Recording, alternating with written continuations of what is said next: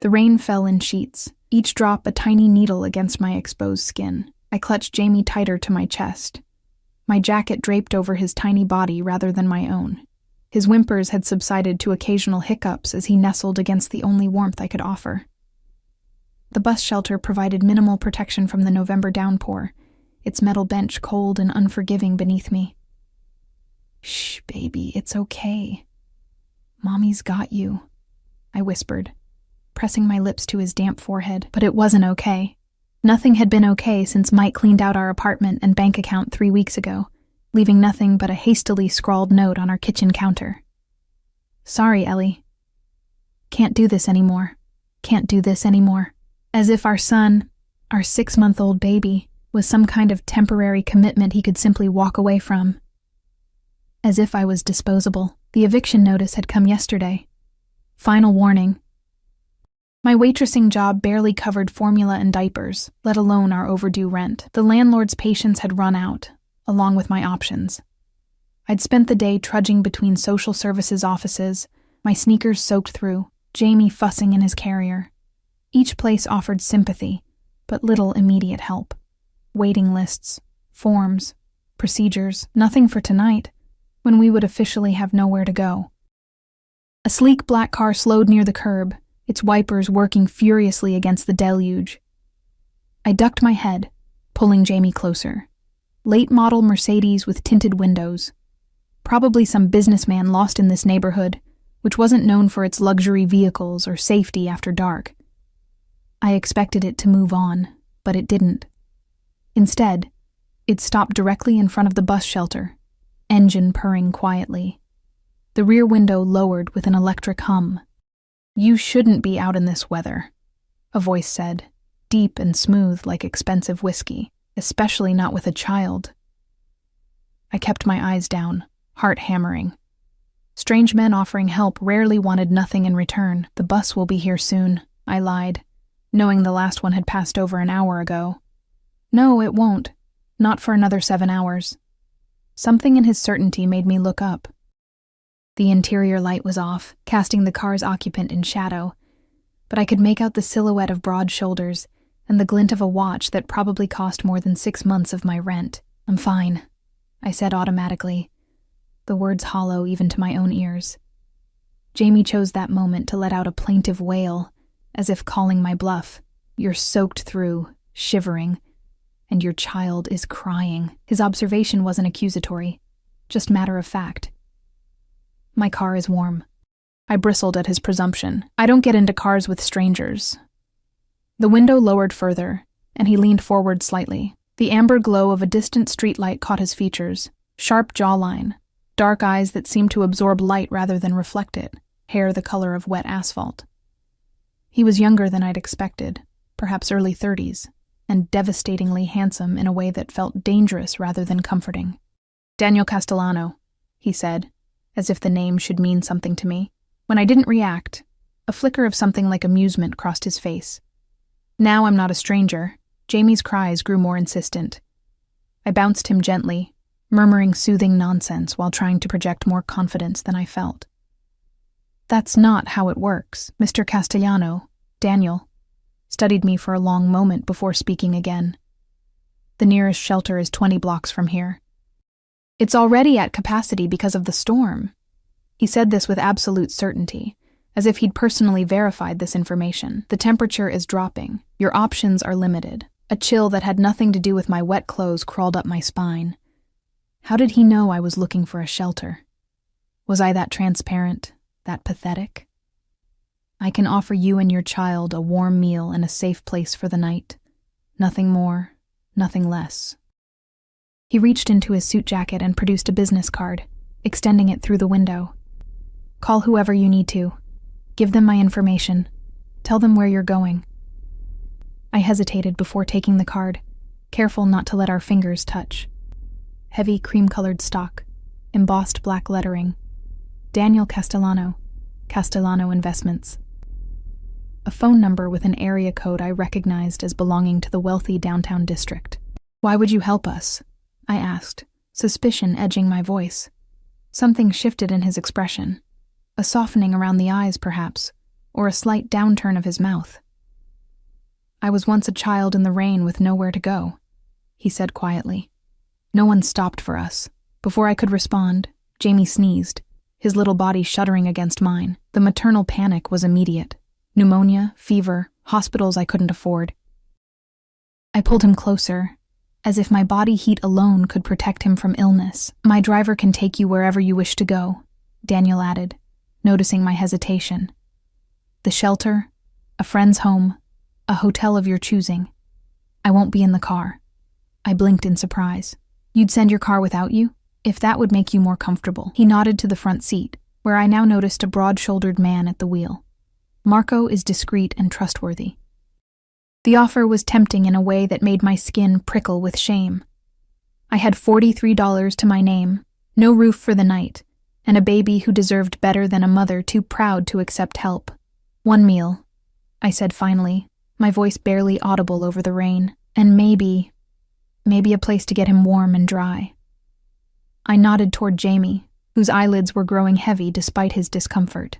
Daniel's face remained impassive, but something like satisfaction flickered in his eyes.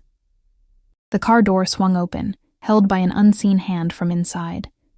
I hesitated at the edge of the shelter. One last moment of uncertainty. "I don't make offers twice, Eleanor," he said softly. The use of my full name, not Ellie, which everyone called me, sent a jolt through my system. I hadn't introduced myself. I opened my mouth to ask how he knew, but Jamie sneezed again. A tiny, pitiful sound that made my decision for me. I darted through the rain and slid into the car, cradling Jamie against me. The door closed with a soft, expensive-sounding thunk, sealing us inside. The interior smelled of leather and something woodsy. Sandalwood, perhaps. Heat enveloped us immediately, and I had to fight the urge to groan with relief. Daniel sat across from me, a respectful distance maintained. Up close, I could see that his suit was custom-made, his shoes Italian leather, his watch a Patek Philippe that even I recognized as costing more than a house, old money written in every line of him. "Marco, Westlake Drive," he instructed, pressing a button to raise the privacy partition. He turned back to me, those dark eyes assessing. "You're afraid?" It wasn't a question. I adjusted Jamie in my arms, buying time. "I'm cautious. There's a difference." "Not much of one from where I'm sitting." He glanced at Jamie, who had already begun to doze in the warmth of the car. "How old?" 6 months, I answered automatically. Daniel nodded, as if confirming information he already knew. "And his father?" The question hit like a slap. "Not in the picture," I said tersely. "His loss," Daniel replied, his gaze lingering on Jamie's sleeping face before returning to mine. Something in that look made my breath catch. Not pity, which I'd grown accustomed to, but a cold anger that seemed to exist independently of me. The car moved smoothly through rain-slicked streets, the expensive suspension absorbing every bump and pothole. We turned onto increasingly exclusive avenues, the buildings growing more imposing with each block. "Where exactly are we going?" I asked, a new thread of anxiety weaving through me. "My home," Daniel said simply. "It's secure, private, and has everything needed for your child's comfort." Alarm bells rang in my head. You thought we were going to a restaurant?" A smile touched his lips, but didn't reach his eyes. "You're soaking wet, as is your son. You need dry clothes, a hot shower, and privacy. A public venue offers none of those things." He was right, of course, but that didn't quell the fear bubbling in my chest. I clutched Jamie tighter, and something in my expression must have betrayed my thoughts. "Eleanor," Daniel said, his voice softening. "At any point, if you wish to leave, Marco will take you wherever you want to go." No questions asked. I studied his face, searching for deceit, and finding none. Still, men like him, wealthy, powerful, used to getting what they wanted, were experts at hiding their true intentions. "Why are you doing this?" He was quiet for so long I thought he might not answer. When he finally spoke, his voice had a different quality to it. Rougher, less polished. "Because some debts can never be repaid directly. They must be paid forward." The car slowed, turning through wrought iron gates that opened silently at our approach. A massive house loomed before us, its stone facade illuminated by tasteful landscape lighting despite the downpour. Not just a house, a fortress disguised as a mansion. As we rolled to a stop under a covered portico, I noticed the discreet security cameras tracking our arrival and the two men standing at attention despite the late hour and terrible weather. "Welcome to my home," Daniel said, as Marco opened the door, holding an umbrella ready. "Let's get you and your son inside." I stepped out, clutching Jamie to my chest, a strange sense of crossing a threshold I couldn't return from settling over me. Daniel emerged behind me, his hand hovering near the small of my back without quite touching me, guiding, claiming. As we approached the imposing front door, I should have been more afraid than I was. I should have insisted Marco take us to a shelter. I should have never gotten into the car in the first place. But as the heavy door swung open, revealing the warmth and light within, all I could think was that for tonight, at least, Jamie would be safe and dry. What I didn't realize then, couldn't have known, was that Daniel Castellano had been watching me for weeks, that our meeting in the rain was no accident, that the umbrella waiting for us, the baby supplies already stocked in a guest room, the women's clothing in precisely my size hanging in the closet, none of it was coincidence. By the time I stepped across his threshold, I was already his.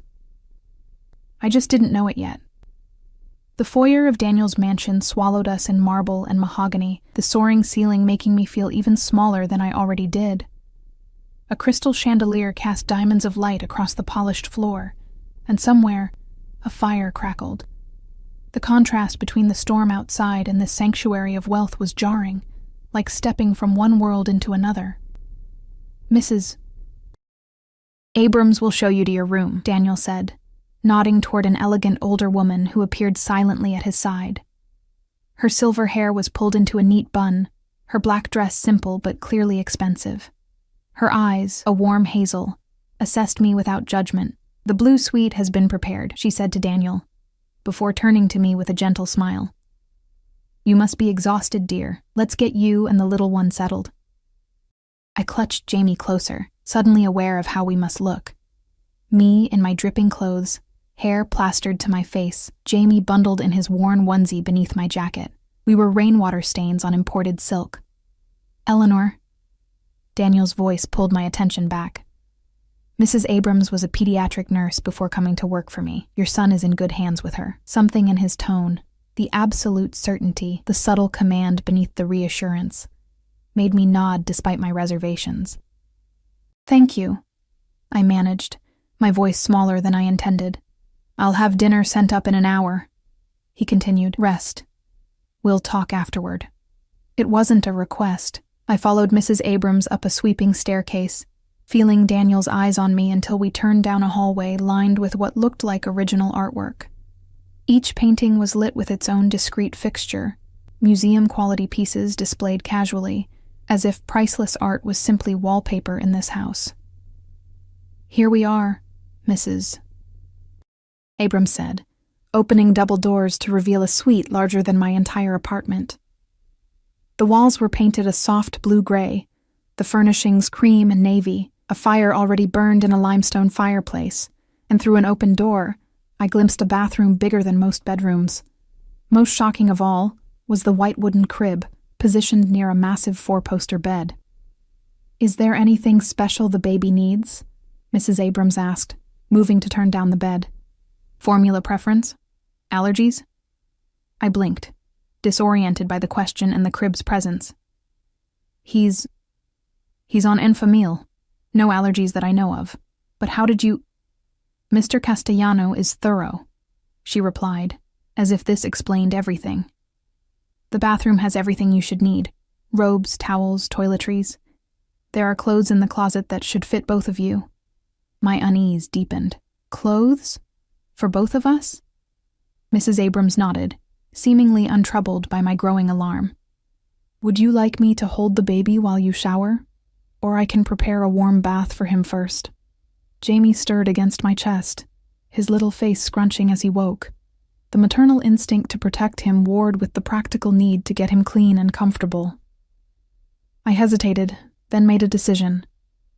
"If you could help me bathe him first, I'd appreciate it," I said cautiously. Mrs. Abrams smiled, the wrinkles around her eyes deepening. "Of course, dear." To my surprise, she was indeed skilled with babies. Her movements were efficient, but gentle, as she helped me undress Jamie and test the water temperature in the massive marble tub. She produced baby soap, soft washcloths, and a hooded towel that looked brand new. "How long have you worked for Mr. Castellano?" I asked, trying to sound casual as we bathed Jamie together. "Almost 15 years, she replied, supporting Jamie's head as I washed his tiny chest. "Since he was quite young himself." "And what exactly does he do?" I pressed, hoping for some insight into the man who had rescued us from the rain with such calculated precision. Mrs. Abrams considered the question.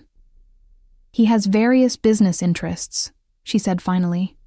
"Investments, real estate, imports. He's a very private person." The non-answer was telling. I decided to try another approach. "Does he often bring strangers home?" Her hands stilled for just a moment before resuming their gentle work. "Mr. Castellano values his privacy," she repeated. "He doesn't entertain often." Jamie splashed happily, oblivious to the undercurrents of our conversation. When he was clean and dressed in a soft new sleeper that fit him perfectly, Mrs. Abrams offered to hold him while I showered. "I'll be right here," she promised, settling into a rocking chair near the fireplace. "Take your time." Reluctantly, I handed Jamie over, watching as he immediately relaxed in her experienced arms. The hot shower was a luxury I hadn't experienced in weeks. Unlimited hot water, pressure that worked out knots I'd forgotten I had, toiletries that smelled of jasmine and sandalwood.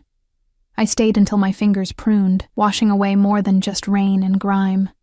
When I finally emerged, wrapped in a plush robe, I found Jamie asleep in Mrs. Abrams' arms, his rosebud mouth slightly open, one tiny hand curled against her cardigan. "There's a nightgown on the bed," she said softly, "and a robe. Dinner will arrive shortly." After she left, I stood dripping on imported rugs, staring at the clothes laid out for me. The nightgown was ivory silk, simple but clearly expensive. Beside it lay matching underwear with the tag still attached, La Perla, in exactly my size. The knowledge that Daniel had somehow anticipated my sizes sent another chill through me. I dressed quickly, transferred Jamie to the crib, and was brushing my damp hair when a soft knock came at the door. A young man in black trousers and a white shirt entered with a covered tray, set it on a small table by the fireplace, and left without a word. The meal was simple but perfect. A bowl of homemade chicken soup, crusty bread still warm from the oven, a small green salad with vinaigrette.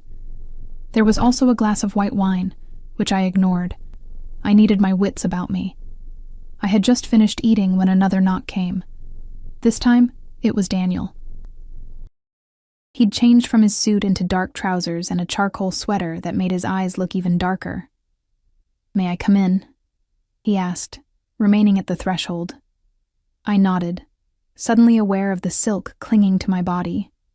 I reached for the robe and pulled it on, belting it tightly at the waist. Daniel's gaze flicked to the crib where Jamie slept peacefully, then back to me. "You look better," he observed. Less like a drowned cat. The unexpected touch of humor surprised a small laugh from me. "Thank you for everything. But I have to ask, how did you know my name, and why do you have clothes that fit me? A crib ready for my son?" Daniel moved to the fireplace, staring into the flames for a long moment. "I make it my business to know things," he said finally, "and to be prepared." "That's not an answer." He turned back to me, his expression unreadable. "No, it's not." He gestured to the 2 armchairs flanking the fireplace. "Shall we sit?" I perched on the edge of one chair, hyper-aware of my bare feet on the plush carpet, the silk sliding against my skin, the strange intimacy of being alone with this man while wearing clothes he had provided. "Your husband took everything," Daniel said without preamble. "Not just your savings, but items from your apartment, your car. He left 3 weeks ago, Tuesday evening, while you were working a double shift at Rosalie's diner. He cleaned out your joint account of $3,842 and maxed out your credit card on cash advances." My blood turned to ice. "How could you possibly know that?" Daniel continued as if I hadn't spoken. "He wasn't your husband, though, was he? Just your boyfriend. Jamie's birth certificate lists no father." "Stop," I whispered, trembling now. How do you know these things? He's in Atlantic City, Daniel said, his voice hardening. He lost most of your money at the Borgata. The rest he spent on a prostitute named Candy and a bus ticket to Miami. Tears stung my eyes, not for Mike, whom I'd already mourned and buried in my heart, but for the violation of having my life laid bare by this stranger. Why are you telling me this? Daniel leaned forward, elbows on his knees. In the firelight, his face was all angles and shadows, beautiful in a way that made my chest hurt. Because you deserve to know the truth. And because I want you to understand that I already know everything about you, Eleanor. Your student loans from the nursing program you had to abandon when you got pregnant. Your mother's death when you were 14. Your father's remarriage to a woman who made it clear you weren't welcome in their new life. Each word was a knife, precise and cutting. I wrapped my arms around myself, a futile shield. What do you want from me? Something changed in his expression then. A softening, perhaps, or a shift from businessman to something more human. Right now? Nothing. You need rest. We'll talk tomorrow. He stood, towering over me, and I had to resist the urge to shrink further into the chair. One question, he said, his tone almost gentle. The most important one. Did you love him? The question caught me off guard. I thought of Mike. His easy smile, the way he'd spin me around the kitchen on Sunday mornings, how he'd read sports statistics to Jamie while the baby was still in my womb. I thought of his gradual withdrawal after Jamie's birth, the growing resentment, the mounting bills, the accusations that I'd trapped him. I thought I did, I answered honestly, but love shouldn't feel like drowning. Daniel nodded, as if I'd confirmed something he already knew. Sleep well, Eleanor. You're safe here. As he reached the door, I found my voice again. Why me? Why us? There must be dozens of women with children on the streets tonight. Why stop for me? He paused, hand on the doorknob, but didn't turn around. I told you, I was once that child in the rain. There's more to it than that, I insisted. No one prepares like this for a random act of charity. Now he did turn, and the look in his eyes made me wish I'd remained silent. There was possession there, determination, something ancient and male that had nothing to do with charity. Get some rest, Eleanor, he said again, softer this time. Tomorrow is soon enough for difficult conversations. The door closed behind him with a quiet click, leaving me alone with my sleeping son and a growing sense that I had stepped into something much deeper and more dangerous than a simple rescue from the rain. I moved to the crib, watching Jamie's peaceful breathing, his perfect little features relaxed in sleep. Whatever game Daniel Castellano was playing, whatever his intentions toward us, one thing was clear. He had resources, power, and information I could never hope to match. For tonight we were warm, fed, and safe. Tomorrow, I would need to decide how much of my soul I was willing to barter for my son's security. Because men like Daniel Castellano never gave without expecting something in return. The question was, what exactly did he want from me? I climbed into the massive bed, silk sliding against my skin like water, and stared at the ceiling. Outside, the storm continued to rage, but it seemed distant now, separated from us by wealth and walls and whatever web Daniel had begun to weave around us. Safe, he had said. You're safe here. But as I drifted toward sleep, I couldn't help wondering if I had simply traded one kind of danger for another, far more seductive kind. Morning light filtered through gauzy curtains, casting the blue suite in a dreamlike glow. For a moment, I forgot where I was. The silk sheets, the plush mattress, the unfamiliar weight of luxury surrounding me. Then reality crashed back as Jamie's hungry cries pierced the quiet. I scrambled from bed, rushing to the crib. I'm here, baby. I'm here, I murmured, lifting his warm, squirming body into my arms. His face was flushed, tiny fists waving in frustration. A soft knock at the door preceded Mrs. Abrams, already dressed and carrying a tray. I thought I heard our little man, she said, setting down the tray to reveal a bottle already prepared. Perfect temperature. Mr. Castellano said you'd likely be waking around now. I accepted the bottle, trying not to think about how Daniel seemed to anticipate my every move. Jamie latched on immediately, his earlier distress forgotten. There's breakfast for you as well, Mrs. Abrams continued, gesturing to the covered dishes on the tray. "And Mr. Castellano asked me to inform you that fresh clothing can be found in the dressing room. He would like you to join him in his study when you're ready." "No rush," she added, noting my expression. "He said to take your time." When she left, I sat in the rocking chair, feeding Jamie while my mind raced. The smell of coffee and warm pastries from the breakfast tray made my stomach growl, but anxiety dulled my appetite. What would Daniel want in exchange for his hospitality? What would I be willing to give? After Jamie was fed, changed, and settled on a plush blanket with toys that hadn't been there the night before, I investigated the dressing room. What I found made me freeze in disbelief. Rows of clothing, dresses, pants, blouses, sweaters, all in my size, many still with tags from high-end boutiques. Shoes lined one wall, handbags another. In built-in drawers I found lingerie, sleepwear, even casual clothes for lounging. A separate section held baby clothes in varying sizes, as if designed to grow with Jamie over time. This wasn't impulsive charity, this was preparation. Meticulous, calculated, and deeply unsettling. I selected the most modest outfit I could find: dark jeans, a simple cream sweater, and flat shoes. The mirror reflected a woman I barely recognized, the designer clothes transforming me from harried, exhausted single mother to someone who might belong in this world of wealth and power. The illusion was thin, though. No cashmere sweater could disguise the uncertainty in my eyes or the tension in my shoulders. With Jamie in my arms, I ventured out of the suite for the first time. The hallway stretched in both directions, lined with closed doors and more artwork. I hesitated, unsure which way to turn. "The study is downstairs, east wing," came a voice, startling me. A man in a dark suit stood at attention near the stairs. Security, not household staff. His build was similar to Marco's from the car, muscular beneath the tailored jacket. "I can escort you, Miss Thompson," I nodded, swallowing my questions about how he knew my name or destination. As we descended the grand staircase, Jamie babbled happily, reaching for the crystal drops of the chandelier with chubby fingers.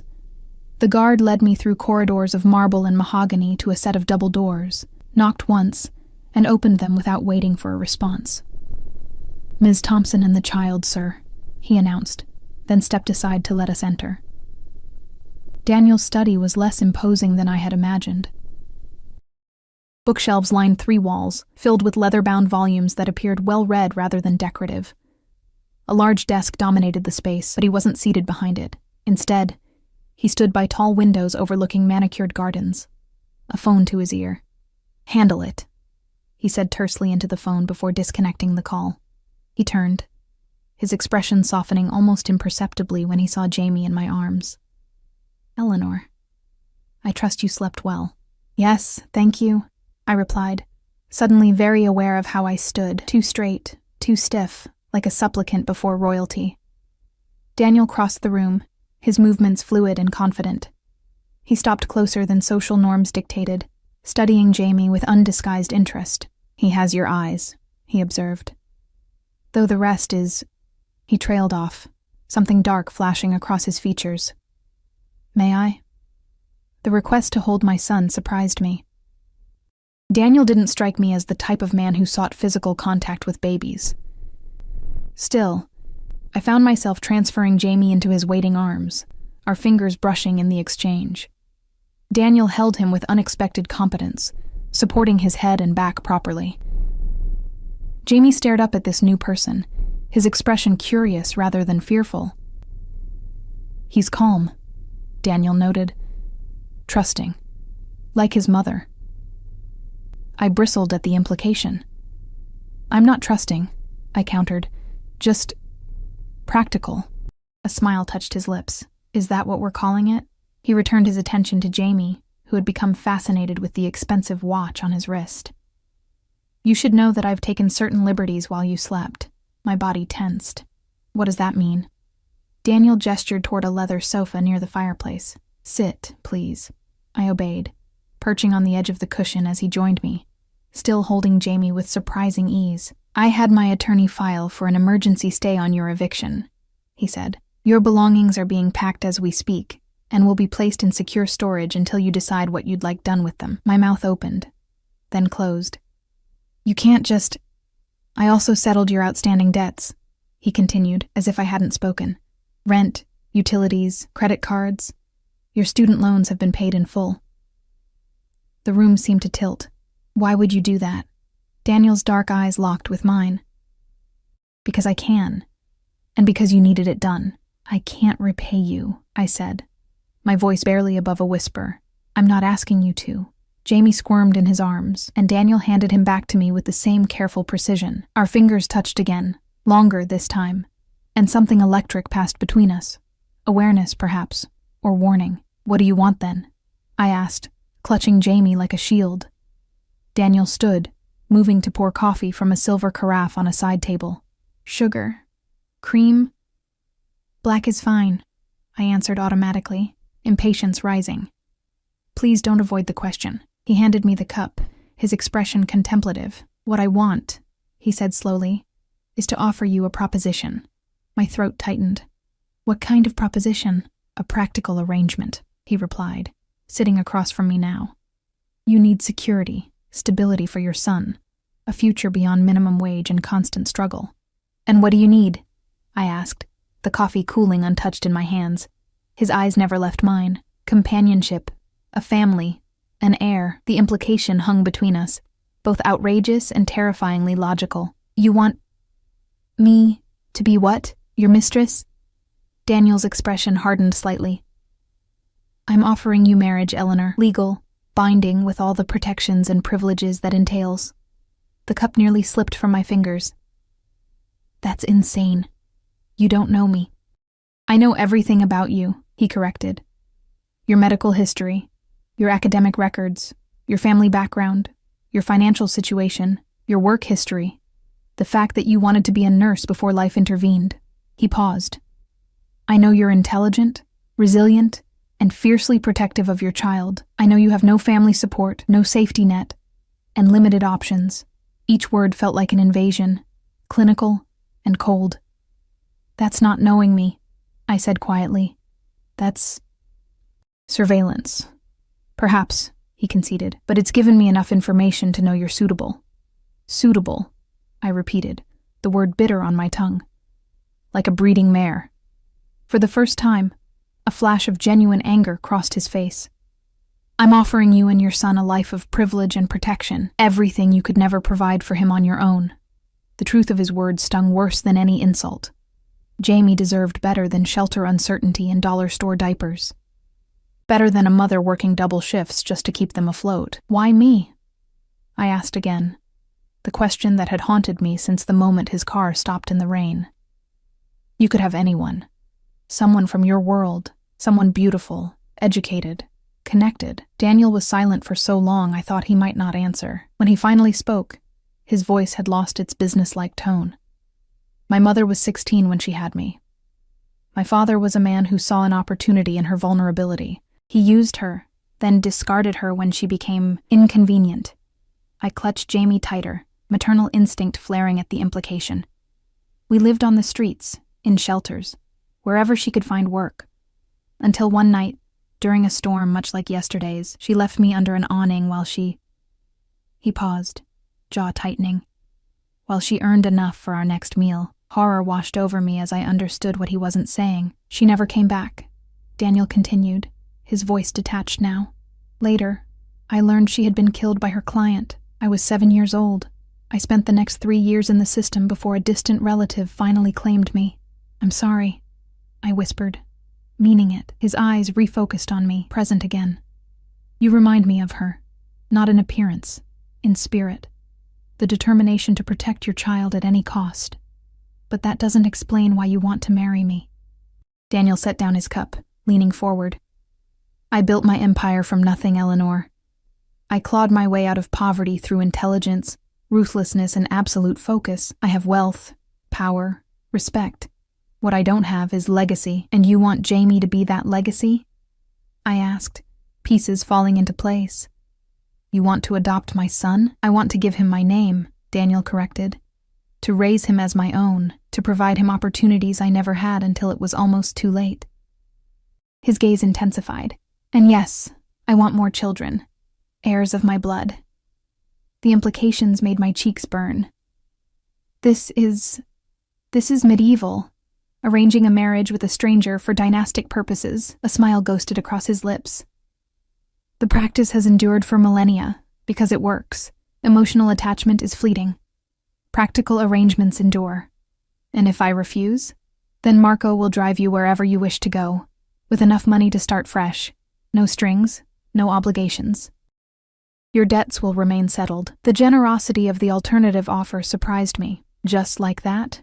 Just like that, he confirmed, though I should mention that the offer expires today. I'm not a man who leaves things to chance or wastes time on uncertainty. Jamie began to fuss, perhaps sensing my tension. I bounced him gently, buying time to think. I would need conditions. Daniel's expression shifted to one of interest. Name them. I want to finish my nursing degree, I said, the words tumbling out before I could second-guess myself. I need purpose beyond being your wife. The word felt strange on my tongue. He nodded. Acceptable. What else? Jamie comes first. Always. His well-being, his happiness. Naturally. He would be my son in every way that matters. I took a deep breath. And I would need time to get to know you. Before... I couldn't finish the sentence, my face heating again. Daniel watched me carefully, something almost predatory in his gaze. Separate bedrooms, then. Until you're ready. I'm not a monster, Eleanor. I don't take unwilling women to my bed. The blunt statement made me look away. How long would this arrangement last?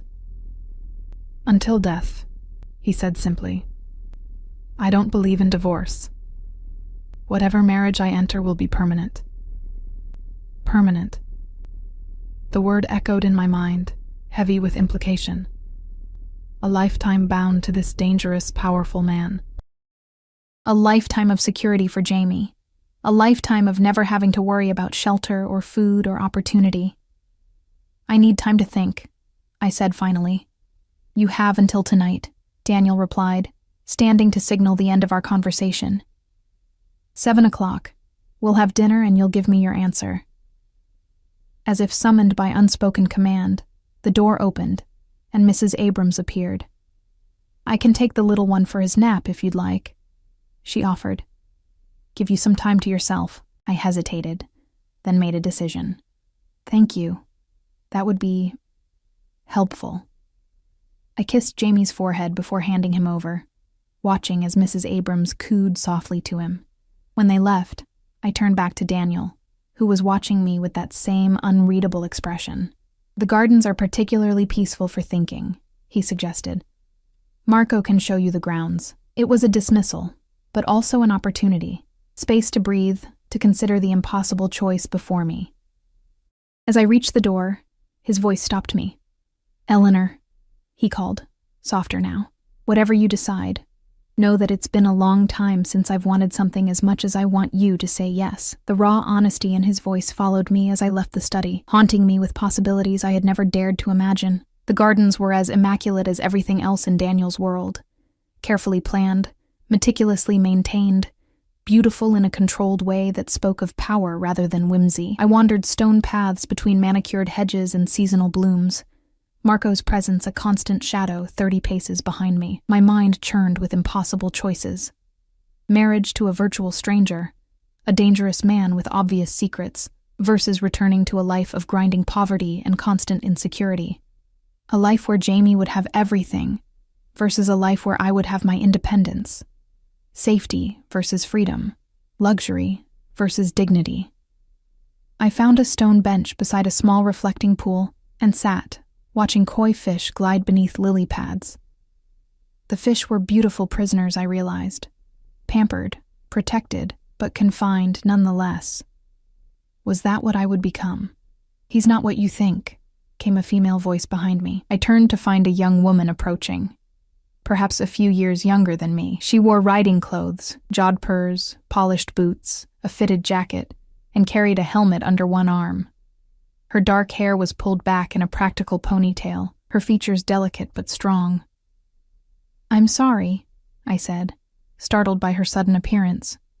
She sat beside me without invitation, her posture relaxed but elegant. "Daniel, he's not what you think." I glanced back at Marco, who had moved closer but remained at a respectful distance. He showed no concern about this woman's presence, which meant she was known, expected, allowed. "And what do I think?" I asked cautiously.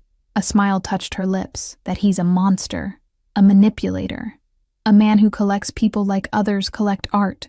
She extended her hand. "I'm Sophia, by the way, Daniel's sister." I shook her hand automatically, processing this new information. "Eleanor," I replied, then frowned. "He didn't mention having a sister," Sophia laughed, the sound unexpectedly warm. "Of course he didn't. Daniel compartmentalizes his life with surgical precision. I'm the messy variable he can never quite control." She studied me openly. "So you're the one he's chosen." The statement made my skin prickle. "I haven't agreed to anything. But you will," she said with certainty. "They always do." Ice formed in my chest. "They." Sophia's expression softened. "That came out wrong. There haven't been many. Only 2 serious prospects before you. Neither worked out." "What happened to them?" I asked, not entirely sure I wanted the answer. "Nothing sinister," she assured me, seeming to read my thoughts. "The first couldn't handle the lifestyle. The security, the restrictions, the constant awareness of wealth and power. The second..." She hesitated. "Let's just say her interests were financial rather than familial." I absorbed this, wondering where I might fit in this pattern. "Why are you telling me this?" Sophia sighed, looking out over the gardens. "Because my brother, for all his brilliance, is terrible at explaining himself. He sees the world as a series of transactions and strategic moves, but his heart..." She tapped her chest. "His heart is more complicated than he lets on." "He told me about your mother," I said quietly. Surprise flickered across her face. "Did he? That's..." "Daniel rarely speaks of the past. We have certain similarities in our situations," I explained vaguely. Sophia nodded slowly. "The single mother part, yes, though from what I gather, your circumstances are quite different from hers." She paused. "Our mother was an addict, you see, brilliant but broken. She loved Daniel fiercely, but her demons loved her more. The revelation shifted something in my understanding of Daniel, the controlled exterior, the need for power and security, the obsession with legacy. After he found me," Sophia continued, "everything changed. I was 14, living with a foster family in Boston. He was 22, already building his empire. He spent 3 years and a fortune tracking me down. I'm only his half-sister, different fathers. But to Daniel, blood is everything." "He found you," I repeated, thinking of the resources he'd deployed to investigate me. "And brought you here? Gave me a home, an education, opportunities I never dreamed possible." Her voice held genuine warmth. "Daniel can be controlling, possessive, even frightening when crossed. But he protects what's his with everything he has. I'm not his," I said firmly. Sophia's smile was gentle but knowing. "Yet." She stood, brushing invisible dust from her riding pants. "The choice is yours, of course, but if you're worried about Jamie, don't be. Daniel would die before letting harm come to a child in his care. It's his one absolute principle." As she turned to leave, I called after her. "Why did you come talk to me?" She looked back, her expression serious now. "Because Daniel deserves happiness, even if he doesn't know how to seek it properly, and because everyone should go into a Castellano arrangement with their eyes open." She nodded toward the main house. 7 o'clock. "He'll be wearing the blue tie." I watched her walk away, her words echoing in my mind. Everyone should go into a Castellano arrangement with their eyes open, as if this were a normal business transaction rather than a life-altering decision. I spent the rest of the afternoon with Jamie, playing on a blanket in a sunny corner of the vast house where Mrs. Abrams had set up an impromptu nursery. My son seemed completely at ease in these opulent surroundings, giggling at new toys, and falling asleep in a crib worth more than everything I'd ever owned. At 6, Mrs. Abrams appeared with a dress, midnight blue silk, that flowed like water when I held it up. "Mr. Castellano thought you might like this for dinner," she said, laying it carefully across the bed. Beside it, she placed a velvet box. "And these." Inside the box nestled a simple pearl necklace with matching earrings. elegant rather than ostentatious, but clearly valuable. The gesture felt like both offering and claim. "Jamie will be well cared for while you dine," Mrs. Abrams assured me, misreading my hesitation. "I'll be with him the entire time." I nodded, throat tight with emotions I couldn't name. "Thank you." When she left, I sat on the bed, the dress cool beneath my fingertips. What was I doing here? Playing dress-up in a world I didn't belong to, contemplating a bargain that would change Jamie's life. And mine. Forever. But what was the alternative? Return to nothing, to uncertainty and fear. At precisely 7, I descended the main staircase, the silk dress whispering around my ankles, the pearls cool against my throat. My hair fell in loose waves around my shoulders, my face bare of makeup save for a touch of mascara and lip gloss I'd found in the bathroom. Daniel waited at the bottom of the stairs, his gaze tracking my descent with an intensity that made my skin warm. He wore a charcoal suit with a blue tie that perfectly matched my dress. Planned, coordinated, controlled, like everything else in his world. "You look beautiful," he said simply when I reached him. "Thank you," I replied, noticing how he didn't touch me. No hand at my back, no kiss on the cheek, nothing to suggest intimacy or possession. Not yet. He led me to a dining room where a single table had been set for 2, candles casting golden light across fine china and crystal. A fireplace crackled at one end of the room, the flames reflected in polished silver. "Wine?" he offered after I was seated. "Just a little," I agreed, wondering if alcohol would make this easier or more dangerous. The meal progressed with impeccable service from staff who appeared and disappeared like ghosts. We spoke of neutral topics, the unseasonable weather, the history of the house, built in 1897 by a shipping magnate, acquired by Daniel 10 years ago, the gardens I'd toured earlier. It wasn't until dessert, a delicate chocolate soufflé that melted on my tongue, that Daniel finally addressed the question hanging between us. "Have you made your decision?" he asked, his voice level, giving nothing away. I set down my spoon, meeting his gaze across the flickering candlelight. "I have conditions," I said, surprised by the steadiness of my own voice. "Additional ones." Interest sparked in his dark eyes. "I'm listening." "I want everything in writing. A legal contract that protects Jamie and me if things don't work out." Daniel nodded once. "My attorneys will draft whatever you require." "I want to finish my nursing degree," I continued. "Not just classes, a full career if I choose. As I said earlier, that's acceptable." I took a deep breath. "I want honesty about your business.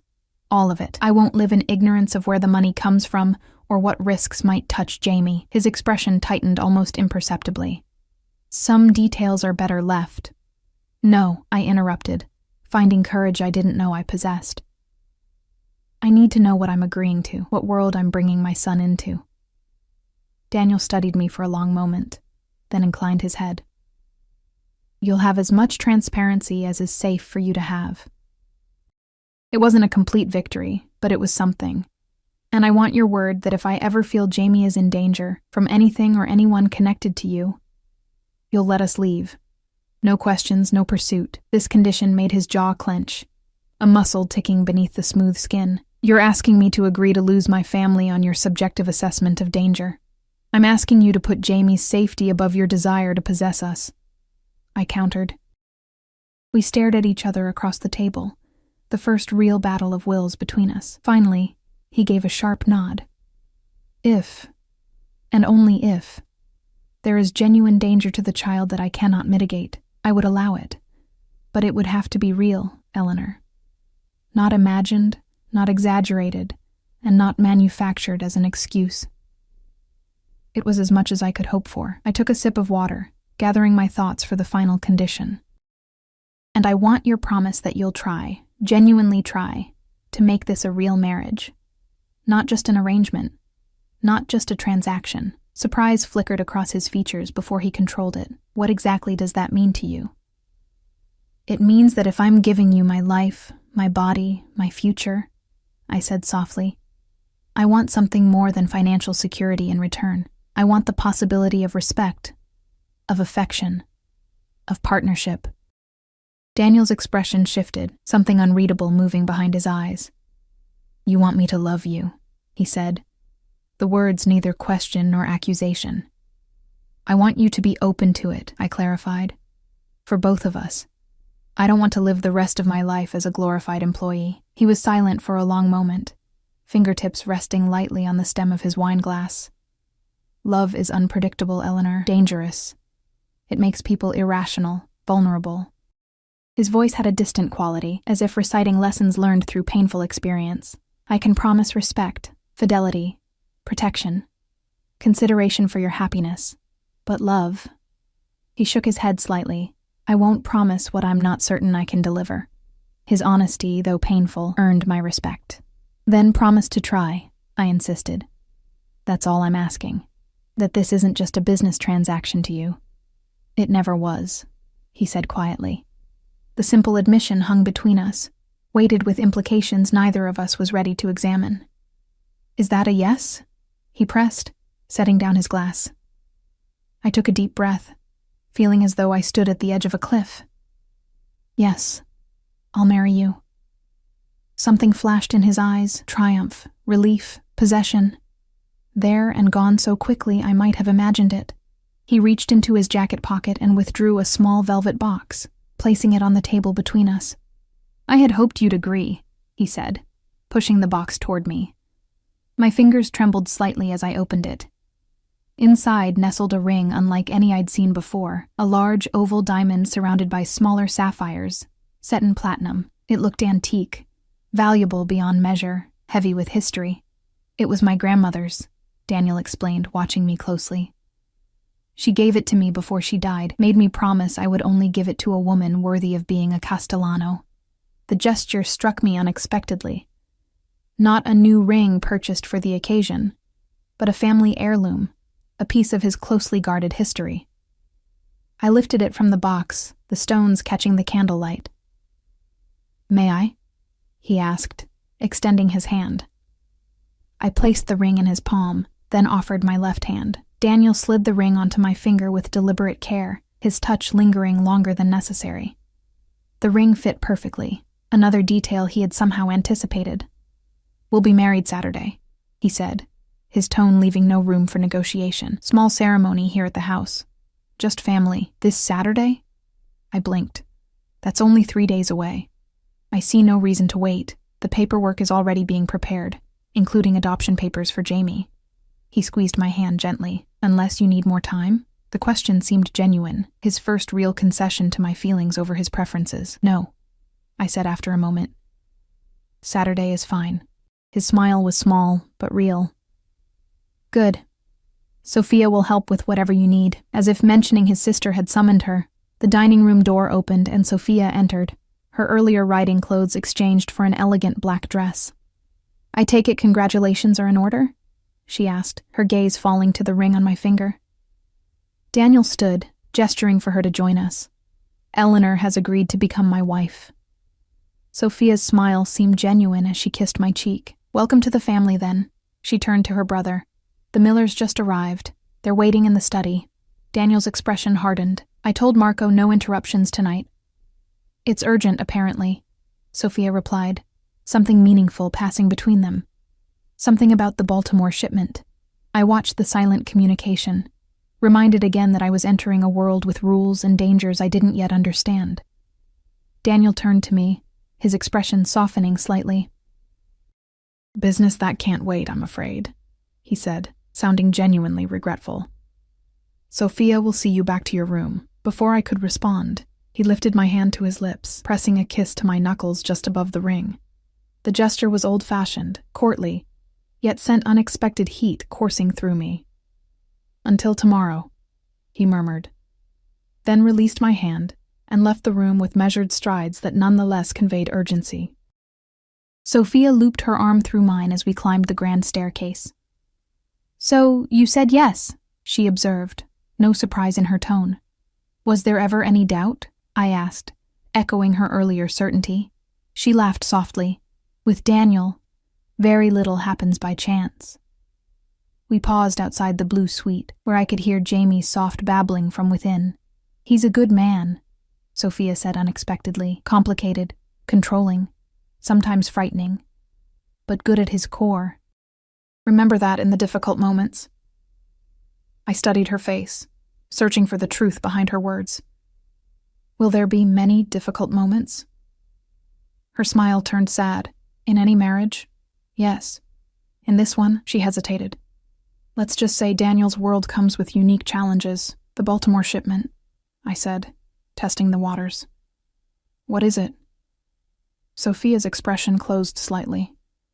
That's Daniel's business to explain. Which he won't, I guessed. He will, she corrected. If you make him understand why it matters to you. Daniel responds to logic, not emotion. Remember that too. With a final squeeze of my hand, she left me at my door. I entered to find Mrs. Abrams rocking a sleepy Jamie, his eyelids heavy. He's been an angel, she reported, transferring him to my arms. No trouble at all.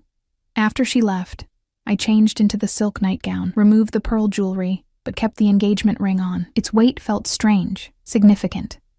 I laid Jamie in his crib, then curled up in the window seat overlooking the gardens, now silvered by moonlight. What had I done?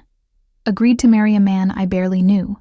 A man with obvious secrets and power I couldn't begin to comprehend. All for security, for Jamie's future, for an escape from the desperate uncertainty of my previous life. A soft knock interrupted my thoughts.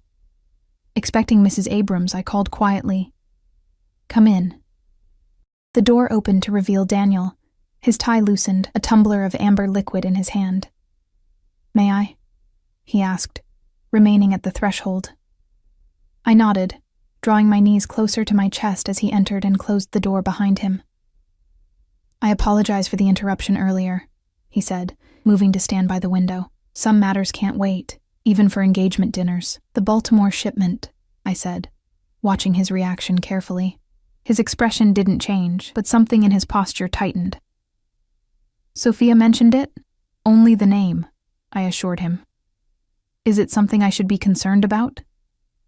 Daniel studied me for a long moment, then seemed to come to a decision. He sat in the armchair adjacent to my window seat, setting his drink on a side table. "I import luxury goods," he said carefully. "Art, antiquities, specialty items. Sometimes the paperwork is complex. Occasionally there are issues with customs officials or regulatory bodies." It wasn't the whole truth. I could see that in the measured precision of his words, but it was more than I had expected. "Is it legal?" I asked bluntly. A smile touched his lips. "Not always entirely, no." The honesty surprised me. "And that doesn't bother you?"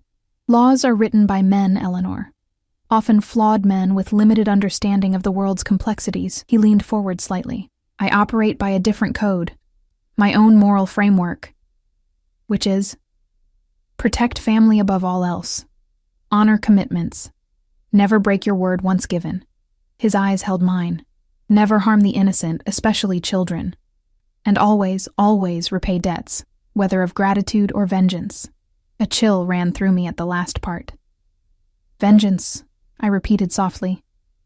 "Justice," he amended. "The kind that courts and laws often fail to provide."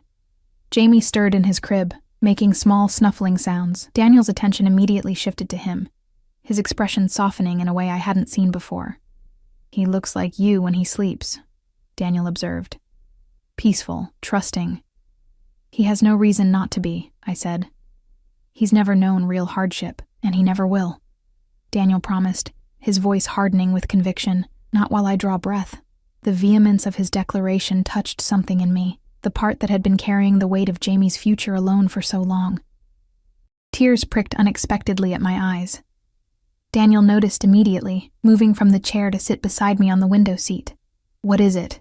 he asked, brows drawing together. "Nothing," I said, brushing at my eyes. It's been a long time since anyone else worried about him, about us. Since it wasn't all on me," understanding dawned in his expression.